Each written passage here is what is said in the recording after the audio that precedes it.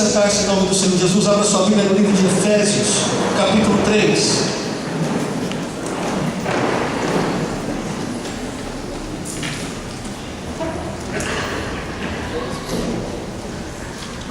Amém? Efésios, capítulo 3, a partir do versículo 1. Estou me sentindo um novato nesse lugar. Depois de um bom tempo sem estar aqui para ministrar, mas de volta ao trabalho, depois de muito ser abençoado por tantos outros que passaram por aqui.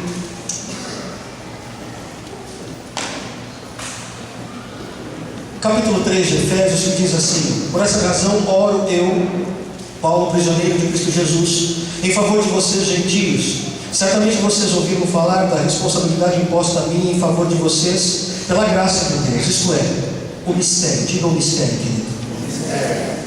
Diga o mistério, igreja. Amém. Que me foi dado a conhecer por revelação, como já lhes escrevi em poucas palavras. Ao lerem isso, vocês poderão entender a minha compreensão do mistério de Cristo. Esse mistério não foi dado a conhecer aos homens de outras gerações, mas agora foi revelado pelo Espírito aos santos apóstolos e profetas de Deus, significando que, mediante o Evangelho, os gentios são co-herdeiros com Israel, membros do mesmo corpo e coparticipantes da promessa em Cristo Jesus. Deste Evangelho me tornei ministro pelo dom da graça de Deus, a mim concedida pela operação do seu poder. Embora eu seja o menor dos menores de todos os santos, foi-me concedida esta graça de anunciar aos gentios as insondáveis riquezas de Cristo e esclarecer a todos a administração deste mistério que, durante as épocas passadas, foi mantido oculto em Deus, que criou todas as coisas. A intenção dessa graça era que agora, mediante a igreja, a multiforme sabedoria de Deus se tornasse conhecida dos poderes e autoridades nas regiões celestiais, de acordo com o seu eterno plano que Ele realizou em Cristo Jesus, nosso Senhor, por intermédio de quem temos livre acesso a Deus em confiança, pela fé nele. Amém? Amém. Pai, eu oro nesse momento e peço que a Tua graça esteja sobre nós neste lugar e permita que prevaleça somente o que vem do Senhor para a nossa vida. Nesse momento nós não queremos nos perder com nada e ninguém, e que Teu Espírito seja livre para ministrar a nós, porque nós precisamos ouvir a Tua voz. Fala a nós neste tempo.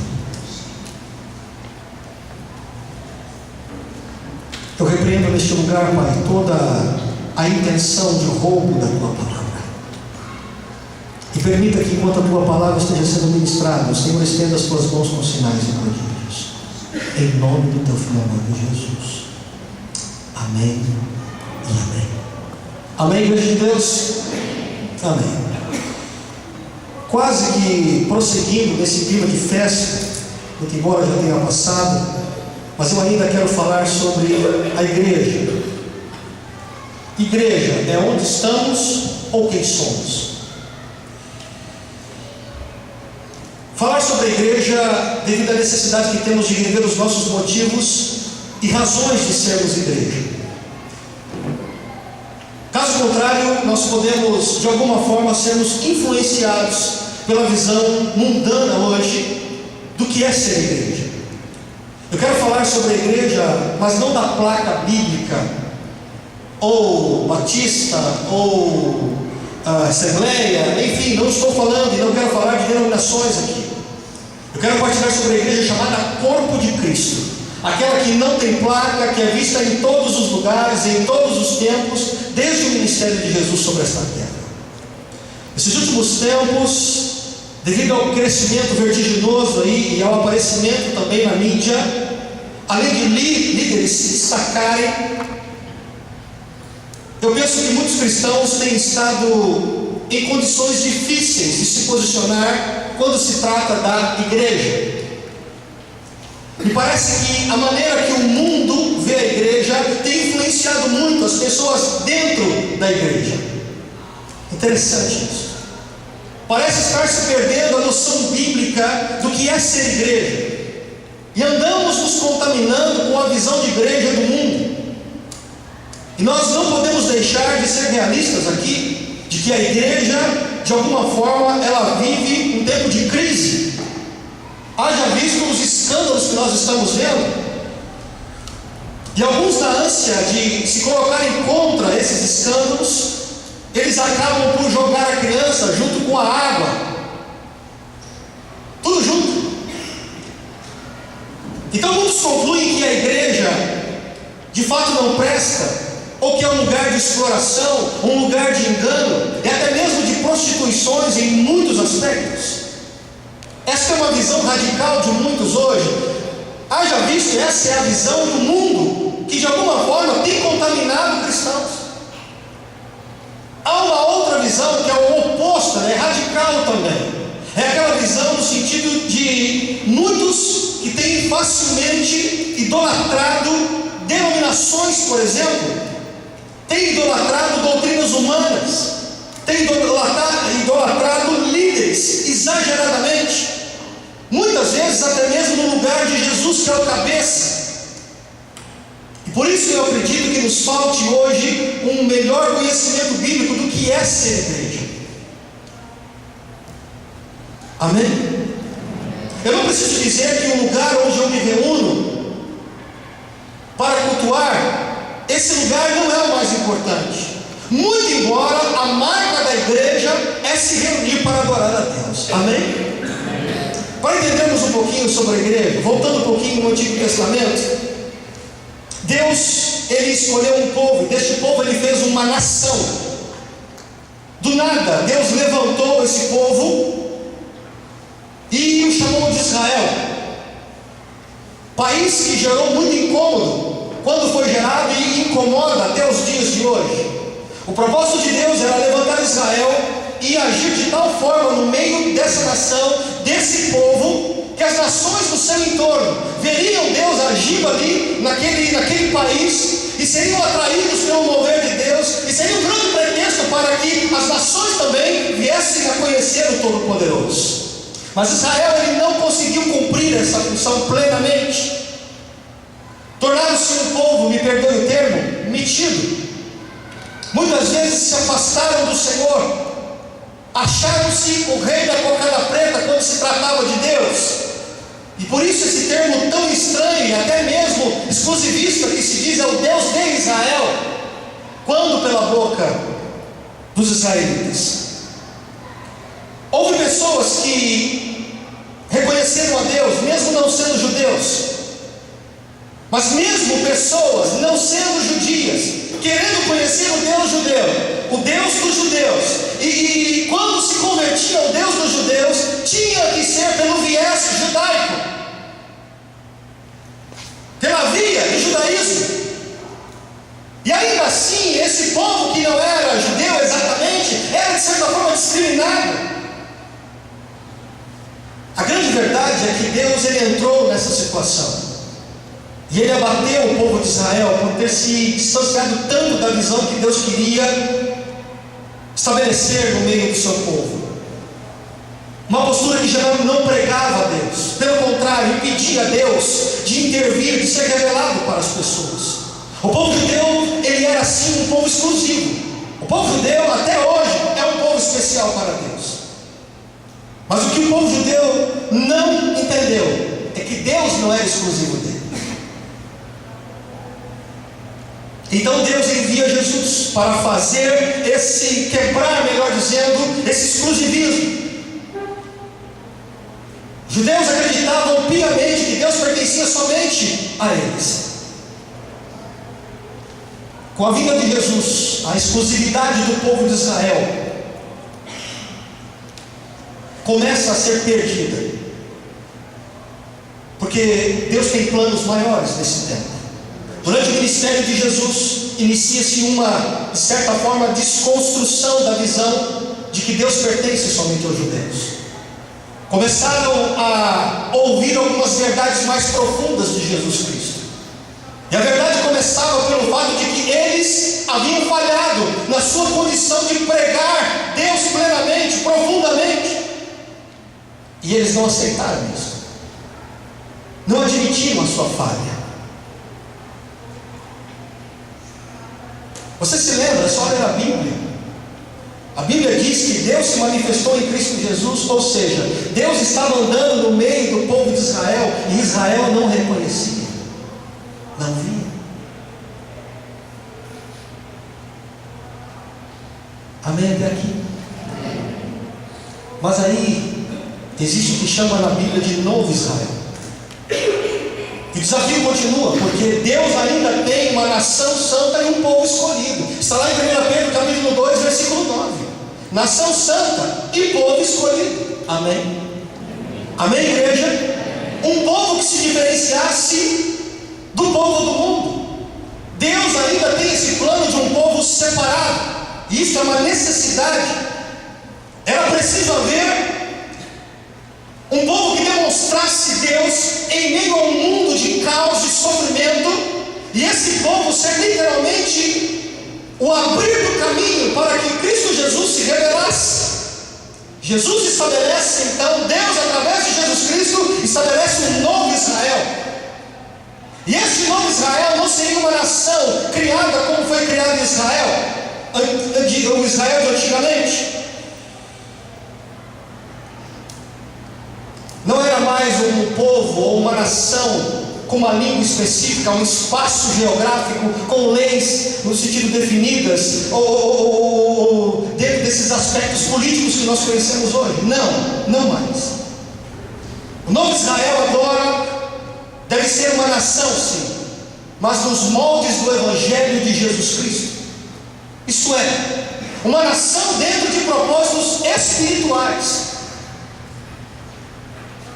Não vai mais se encontrar nesta nação e nesse povo alguma restrição de língua, alguma restrição de nacionalidade, alguma restrição de espaço geográfico. Não mais.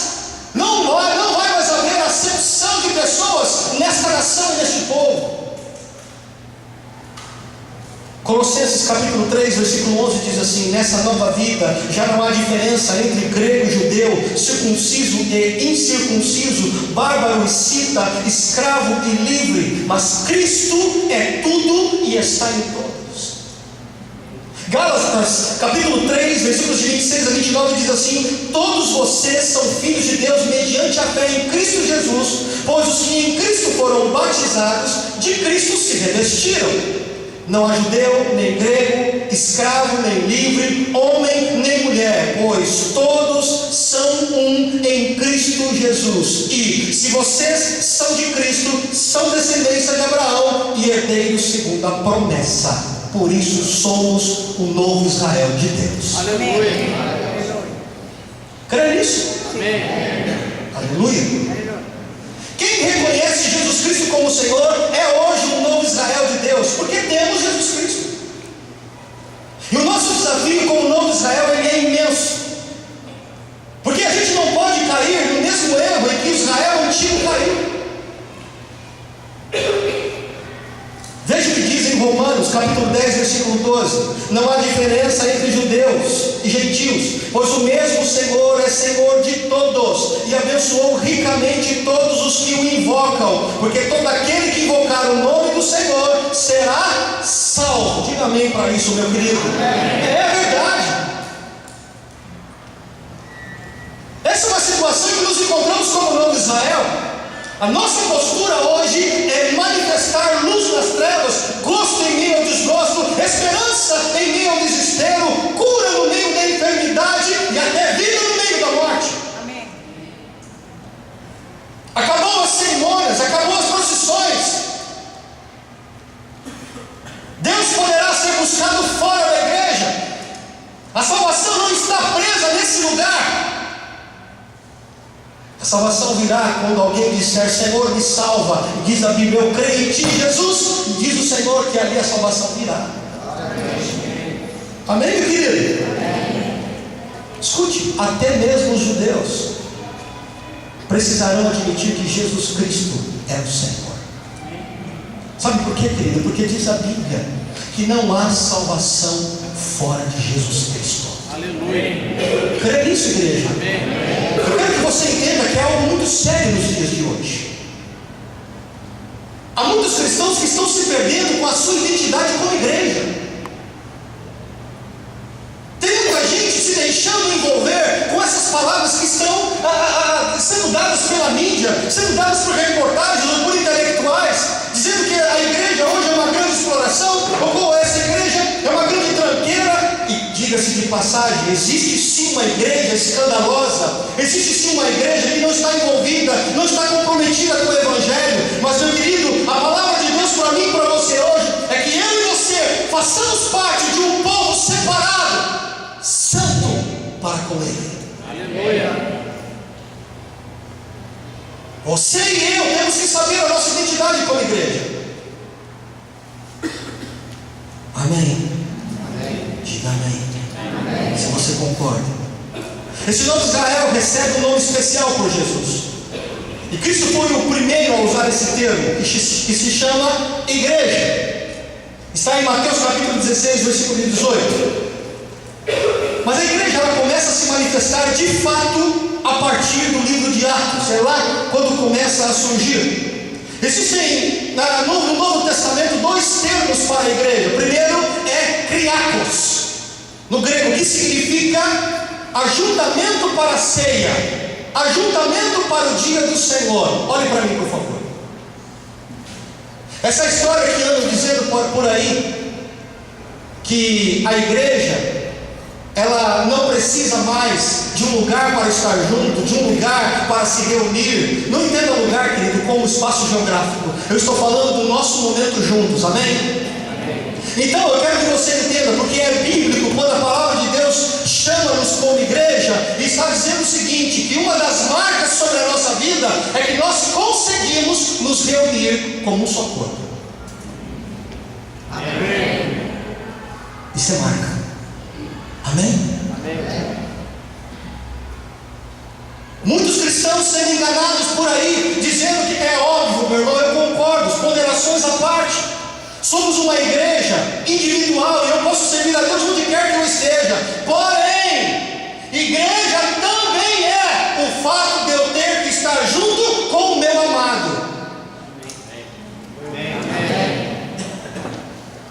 Junto.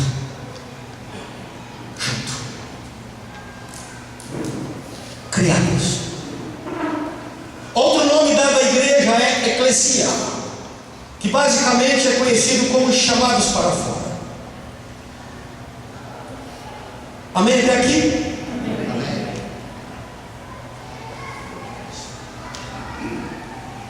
Eu fico imaginando a ira de Satanás em relação à igreja. A igreja, quando ela se entende, quando ela sabe qual é o seu papel, quando ela sabe como é que ela age, quando ela reconhece a sua identidade, quem ela é em Cristo Jesus. Quando andamos por aí, querido, seja demônio, seja diabo, seja o capeta 4, ele não nos olha como igual. Porque não somos da massa, somos igreja. Aleluia. Igreja. E foi Jesus quem disse uma certa vez, lá no capítulo 16, versículo 18 de Mateus: as portas do inferno não vão poder conter a minha igreja.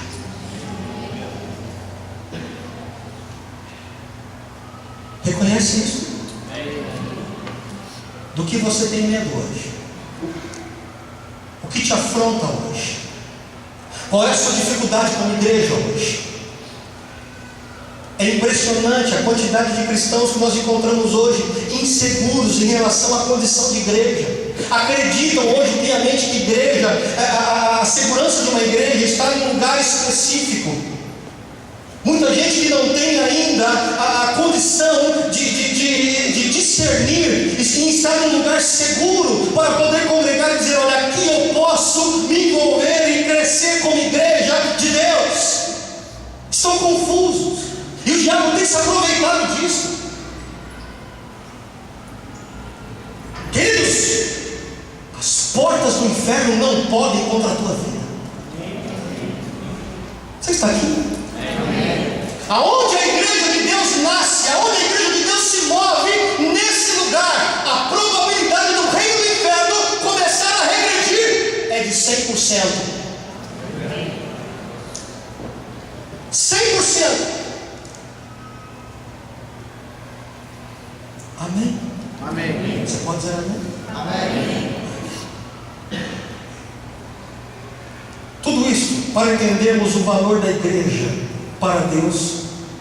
E ao entendermos o valor da igreja para Deus, saibamos dar valor à igreja também.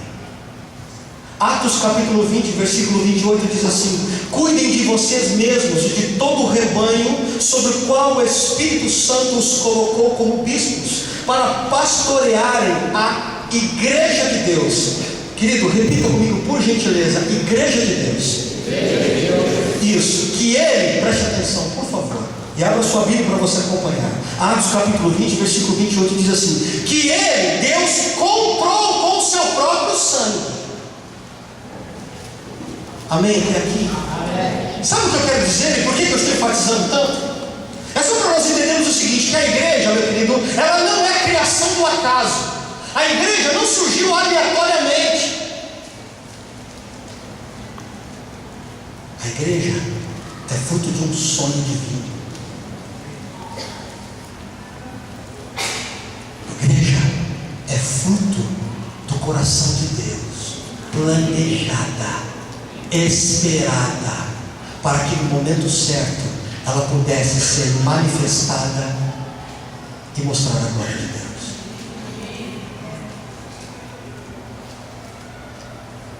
A igreja, querida, é resultado de uma vida sacrificada. Aliás, a igreja hoje só é possível porque Jesus morreu. Querido, escute.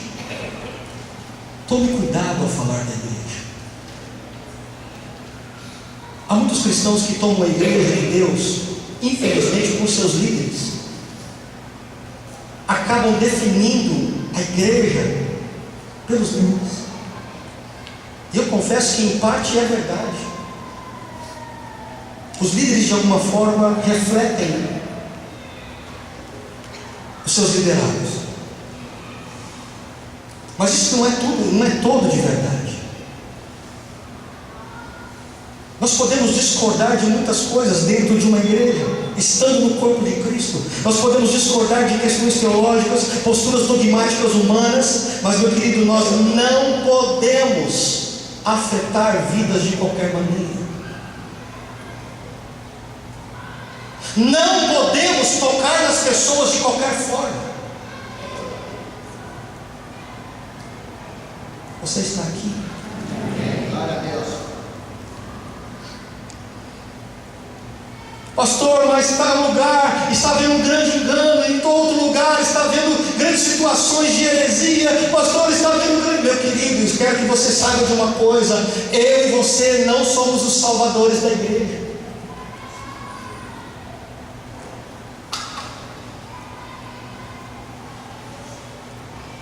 Amém? Deus é quem salva a sua igreja.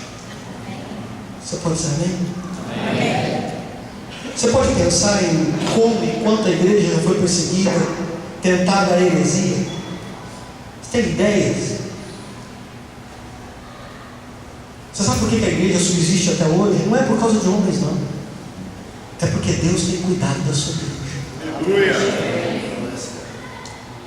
Você sabe por que você está aqui hoje? Não é por causa do pastor Edu, não é pela pastora Tito, a liderança dessa igreja. Nós somos apenas uma pecinha a mais no plano de Deus, querido. Você está aqui hoje como igreja porque é o Senhor que sonhou com a tua vida. É por isso que você está aqui hoje. O Senhor cuidou de você.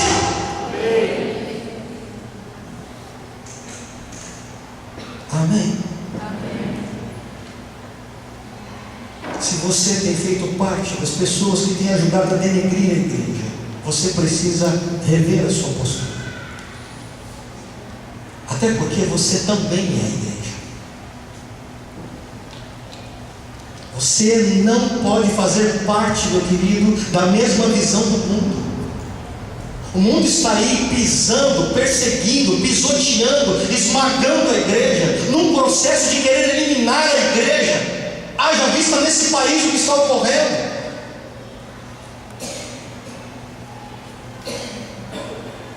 Eu e você, como igreja, não fomos chamados para fazer coro com o rei do inferno. Não! Estamos aqui para darmos a nossa cara a tapa e dizer: sim, eu sou igreja do Senhor Jesus nessa terra. Sou.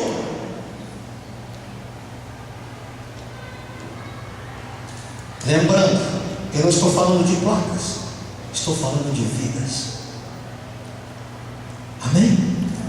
Amém, igreja de Deus? Amém. Primeira marca da igreja importante para as nossas vidas, e isso é importante para que você consiga decidir aonde estar, para crescer junto, para poder criar raízes, para poder avançar nas coisas que Deus tem para a tua vida como igreja. Primeiro, 1 Timóteo capítulo 3, versículo 15 diz assim: saiba como as pessoas devem comportar-se na casa de Deus, que é a igreja de Deus vivo, coluna e fundamento da verdade. Eu vou repetir. Saiba como as pessoas devem comportar-se na casa de Deus. Pessoas que é a igreja do Deus vivo. Agora, olha só como ele define: coluna e fundamento da verdade. Diga a verdade. A melhor forma de você atestar se você está num lugar seguro como igreja é saber se essas pessoas estão comprometidas com a verdade. Diga a verdade. Nós não estamos falando aqui de moralismo, nem de doutrinas humanas, não estamos falando aqui de pontos de vista teológicos. Eu estou falando de nos envolvermos claramente, sem rodeios, com ensinos práticos, verdadeiros de Jesus. Um dos grandes desafios da igreja desde a fundação foi manter a verdade. A igreja, desde quando ela começou, sempre sofreu essa luta em relação à verdade. Um dos maiores inimigos da igreja, meu querido, contra a verdade é a heresia. O que é heresia? É aquilo que parece com a verdade, tem semelhanças de verdade, tem respostas de verdade, mas não é verdade. E esse é o mal que intenta contra a igreja até os dias de hoje. Ensinos que destoam da Bíblia. Aliás, parte das escrituras que são tiradas e parte das escrituras que são aumentadas sem qualquer temor. E não é por acaso que temos visto um evangelho se perder. Jesus está sendo trocado pelo homem. Você está aqui? Amém.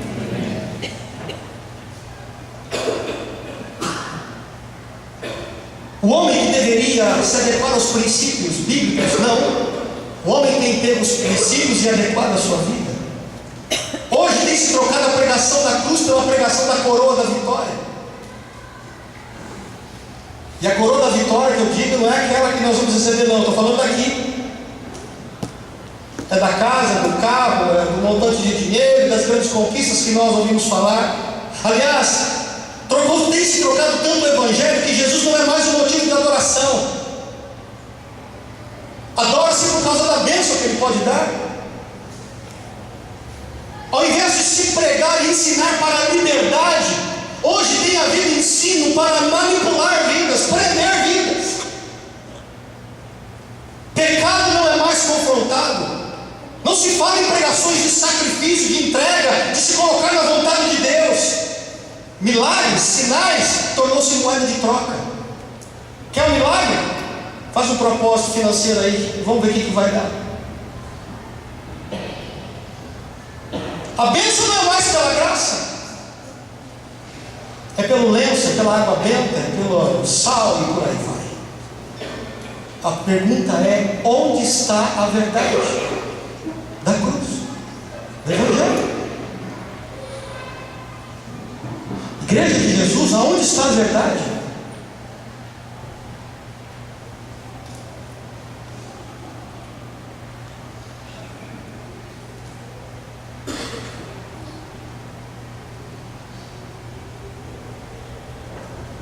O que Paulo nos ensina quando cita este versículo, quando escreve a Timóteo, está dizendo que nós precisamos ter um estilo de vida em que, quando as pessoas olhem, sejamos vistos como pessoas da verdade.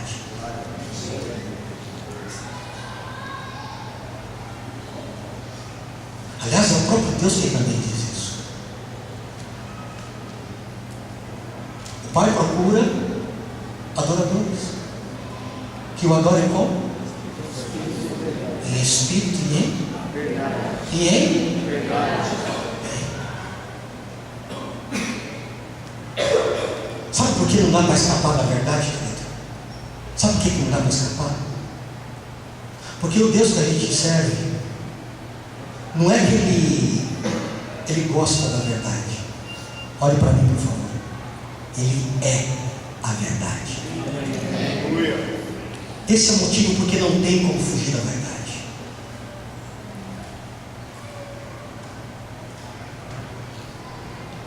O que anda acontecendo conosco como cristãos? Nós não estamos conseguindo lidar com a verdade da nossa vida. Cristãos que a gente chama e mostramos a palavra, e mostramos a verdade, e mostramos o que Deus tem para a vida dessa pessoa. As pessoas, ao invés de assumirem a verdade, dizem, eu tenho que assumir isso aqui e mudar a minha história. Não, elas estão fazendo o contrário. Eu prefiro viver a minha mentira. Eu prefiro viver a minha heresia.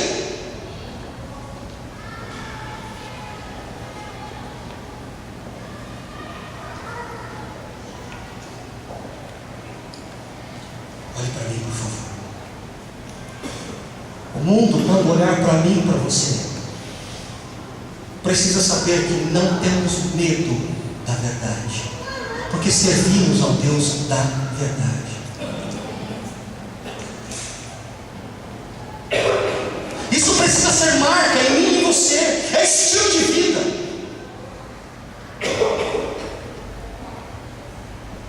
Pare para pensar um pouquinho. A analogia que faço rapidamente aqui é que verdade para mim é que nem estado de doença querendo cura. A gente começa a sofrer com aquela doença, seja ela qual for, e a gente fica louco, não, eu quero ser curado, eu preciso de cura, e a gente começa a fazer um processo de procura de cura. Ao mesmo tempo a gente fica tenso, porque o que poderá aparecer no diagnóstico? E dependendo do que aparece, aí nós decidimos, né?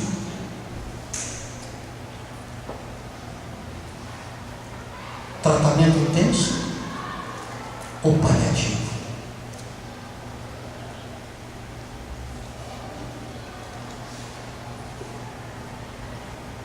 O que você prefere?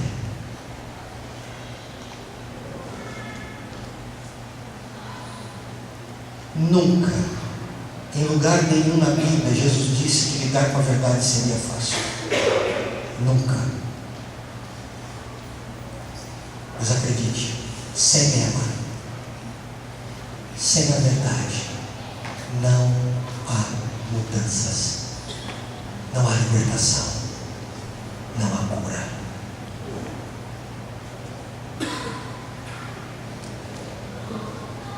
Queridos, servimos a Jesus Cristo, que é o caminho, a verdade e a vida. Por que temos escolhido sofrer? Porque estamos nos afastando das verdades que Deus quer colocar para nós. Não tenha medo da verdade. Igreja, você está aqui? Não tenha medo da verdade. Porque a verdade que te expõe, mesmo que seja só para você, é a verdade que te cura. É ela que te restaura. E ninguém sabe melhor do que a verdade do que o próprio Deus, porque Ele é a verdade. Você serve a Ele e Ele te restaura. Amém? Segunda marca, eu termino. Tão importante quanto a verdade é o amor. Ah, Jesus. A marca da igreja é uma igreja que prima, que se interessa, que precisa se envolver com pessoas. Uma igreja forte, saudável, não pode deixar de primar por relacionamentos. Igreja, para ser igreja, ela tem como marca o ato de amar e de se deixar amar. Amém? Em outras palavras, isso significa relacionamentos. Olhando para dois momentos, primeiro para Jesus, nós veremos que ele fez algumas revelações sobre a igreja, e seu exemplo é que ele compartilhou do seu ministério e da sua vida com pelo menos 12 pessoas de maneira muito íntima. O segundo aspecto é quando nós olhamos para o capítulo 1 e 2 de Atos, quando a igreja ela toma forma em meio a um espírito familiar, e aqui é espírito no bom sentido, até que ela se torne uma grande comunidade. Por trás desses dois cenários, nós aprendemos princípios importantes. Primeiro, a igreja não é feita de pessoas perfeitas. Diga amém. Está difícil, mas vamos ver. Você pode dizer amém? Amém. E por isso será, olha para mim por favor, é uma igreja, seja ela onde for, onde quer que esteja, escute. Igreja é um lugar de dificuldades nos relacionamentos. Igreja é um lugar onde nós vamos nos decepcionar com pessoas. Igreja é um lugar onde nós vamos, de algum momento, não sermos mais correspondidos. Escute, eu vou chocar você um pouquinho. Igreja é um lugar onde até mesmo nós seremos traídos. Deus me livre, pastor, de ficar nesse lugar. Estou fora. Querido, não há por que fugir, porque esse é o universo dos relacionamentos.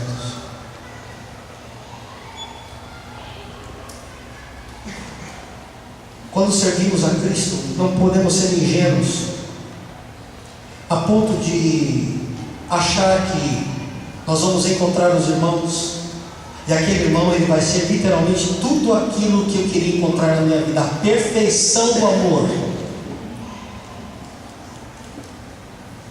Isso não existe.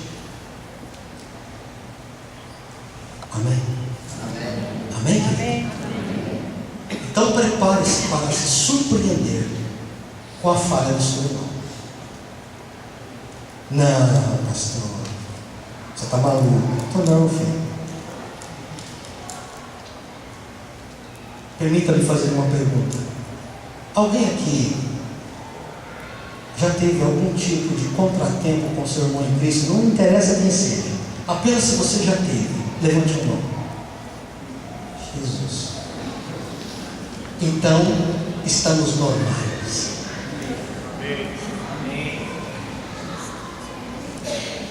Então, saímos por aí metendo pau em A e B? Não, querido. A grande diferença entre a igreja e o mundo é que, frente aos relacionamentos difíceis, a igreja ela não desiste. Você está aqui, igreja? A diferença é que a igreja que entende Cristo, que olha para o exemplo de Cristo, é que ela não desiste dos relacionamentos. Aliás, se compararmos com o mundo hoje, já fosse a época que uma coisa não é nem descartável, né? Está para lá de descartável. As pessoas já viraram objetos já. As pessoas já estão ficando objetos na visão das outras. Viraram coisas.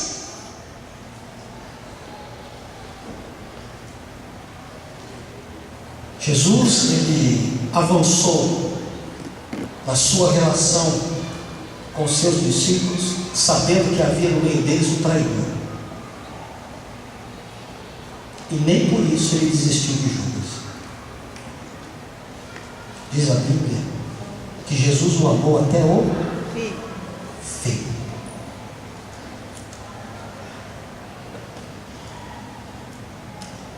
O que eu quero dizer com isso? E é o segundo momento que me chama a atenção, é que se eu e você nós não enfrentarmos as dificuldades relacionais dentro do corpo de Cristo, não vamos conseguir chegar onde Deus espera que chegamos.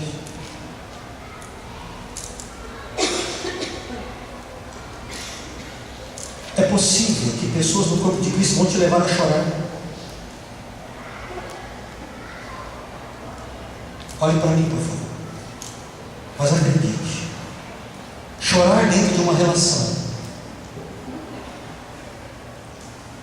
existe um propósito de nos amadurecer de alguma forma. E por isso eu bato na tecla, porque acredito nisso e é bíblico.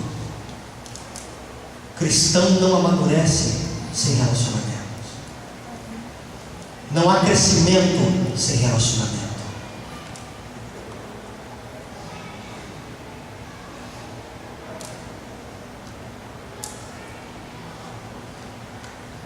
Então escute o que a palavra de Deus diz a você hoje. Manter ressentimentos, não liberar perdão, ficar nessa vidinha de ficar, eu não olho para aquele, eu esquivo desse, eu não quero tratamento, eu não quero envolvimento, eu não quero bater de frente. Meu querido, pare com essa vida infantil que nada tem a ver com a palavra de Deus. Nós como cristãos precisamos enfrentar essas dificuldades.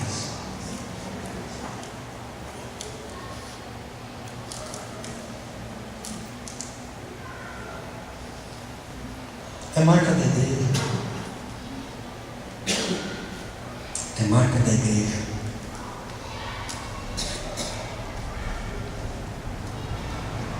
Amém? De quem você tem se esquivado? Com quem que você não quer topar?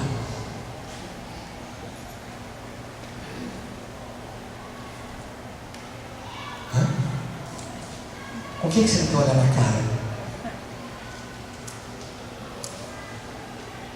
Sabe aquela pessoa que você vai olhando para cima, olha só na silhueta dela? Na silhueta, né? Você não tem coragem de olhar no olho.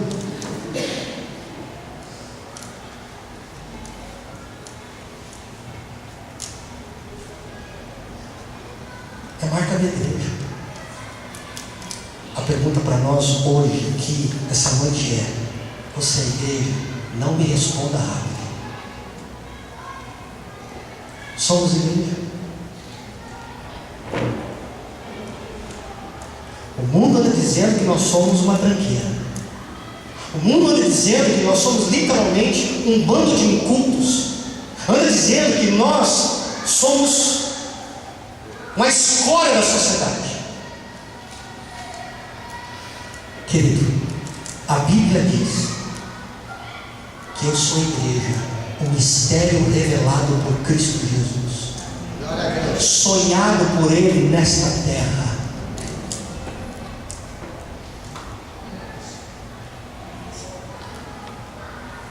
Você sabe o que significa ser sonhado por Deus?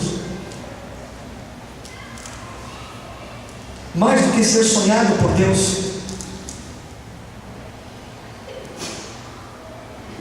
é que se a igreja foi criada por Deus, querida, ela é algo espiritual. Sabe o que isso também significa para mim? Para nós, e deve significar, penso eu, que se eu não tiver revelações da igreja, eu vou continuar indo contra ela. Bastará os mínimos problemas da igreja e eu não serei contra ela.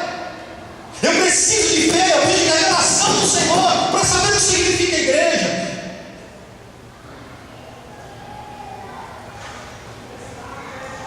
Porque se eu lidar com a igreja de maneira humana, puramente humana e racional, eu abandono esse lugar, eu abandono o corpo.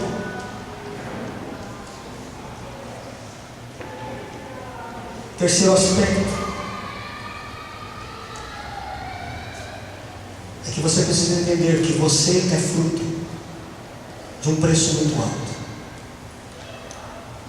Olhe para mim, por favor, e termine. E o seu irmão também.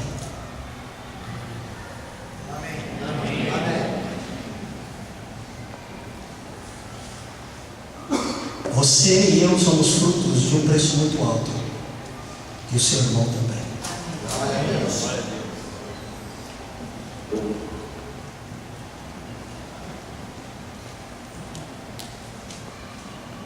Precisamos assumir a nossa condição de igreja outra vez. Andarmos por essa cidade, onde quer que andemos, as pessoas ao olharem para nós deverão saber, não porque andamos com uma placa ou uma bandeira, não, mas porque é uma marca em nós, faz parte do nosso estilo de vida. Amém? Amém. Fique de pé em nome do Senhor Jesus.